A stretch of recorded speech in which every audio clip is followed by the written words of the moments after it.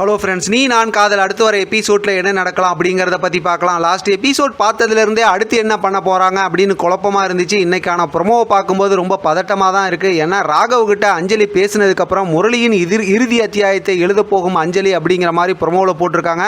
இப்படி போட்டாங்கன்னாவே அந்த கதையை முடிச்சிருவாங்க அப்படிங்கிறது நமக்கு ஏற்கனவே தெரிஞ்சது தான். இருந்தாலும் கதையில் நிறைய விஷயங்கள் பாக்கி இருக்குங்கிறது தொடர்ந்து நம்ம ஏற்கனவே பேசிக்கிட்டு தான் இருக்கிறோம். ஆனால் பார்த்தா இப்படி ப்ரொமோவில் சொல்லியிருக்காங்களே அப்படிங்கிற மாதிரியும் யோசிக்க வச்சுருக்காங்க.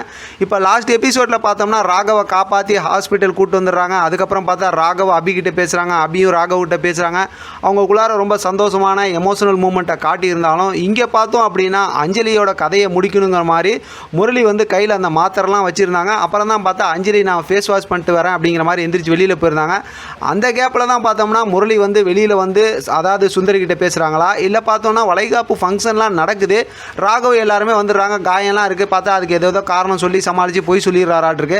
ஆனால் அஞ்சலிக்கு எல்லா விஷயமும் தெரிஞ்ச மாதிரி தான் இருக்குது. இந்த விஷயத்தை முன்னாடியே தெரிஞ்சுக்கிட்டாங்களா அப்படிங்கிற மாதிரி இருக்குது. ஏன்னா அந்த க்ரீன் கலரில் தான் அந்த வேட்டி சட்டை போட்டிருக்காங்க இல்லையா. அதனால் பார்த்தோம்னா ஏற்கனவே சுந்தரிக்கிட்ட பேசுகிறாங்களாட்டிருக்கு. வளைகாப்பெல்லாம் நடக்க போகுது, இதுக்கப்புறம் என்ன நடக்குன்னா குழந்தை பிறக்காது, கொல்ல போகிறேன் அப்படி இப்படிங்கிற மாதிரி அந்த விஷயம்லாம் சுந்தரிக்கிட்ட பேசுகிறாங்க. ஆனால் அப்போ பார்த்தா அஞ்சலி ஃபுல்லாக மேக்கப்லாம் பண்ணியிருக்காங்க. அதாவது என்னென்னா இந்த ஃபங்க்ஷனுக்கு உண்டான ட்ரெஸ் எல்லாம் போட்டு ரெடியாக தான் இருக்கிறாங்க. அதனால் ஃபங்க்ஷன் நடக்க போகிற அந்த நேரத்தில் தான் இந்த விஷயத்தெல்லாம் தெரிஞ்சுக்கிறாங்கன்னு நினைக்கிறேன். ஏன்னா வீட்டெல்லாம் பார்த்தா அந்த அலங்காரம்லாம் பண்ணியிருக்கிறாங்கல்ல, அதெல்லாமே பார்க்க முடியுது. ஆக மொத்தத்தில் கடைசி நேரத்தில் தான் அஞ்சலிக்கு இந்த எல்லா உண்மையும் தெரியுது.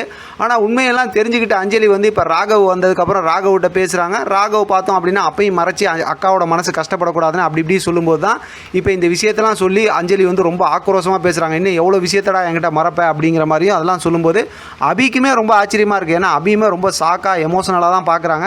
ஆனால் பார்த்தா மென்டல் முரளி என்னென்னமோ பேசுகிறீங்களா அம்மா அப்படிங்கும் போது தான் வாயை மூடுறான்னு சொல்லி செம்ம கோவத்தோடு சொல்கிறாங்க. ஆனால் இதெல்லாம் பார்த்ததுக்கப்புறம் பார்த்தா என்ன போடுறாங்கன்னா இறுதி அத்தியாயத்தை எழுதும் அஞ்சலி அப்படிங்கிறதுனால எல்லாமே உண்மையெல்லாம் ஒத்துக்கிறாங்கல்ல.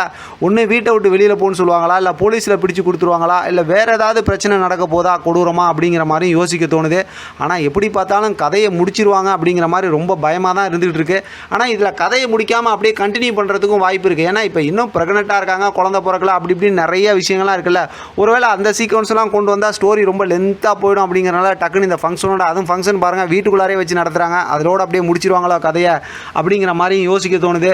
என்ன சொல்கிறது உங்கள்கிட்ட அப்படின்னே எனக்கு ஒன்றுமே புரியல. ஆனால் இப்போ வரைக்குமே நான் ரொம்ப நம்பிக்கையோடு இருக்கேன், கதையை முடிக்க மாட்டாங்க, கண்டினியூ பண்ணுவாங்க அப்படிங்கிற யோசனையில் தான் இருக்கேன்.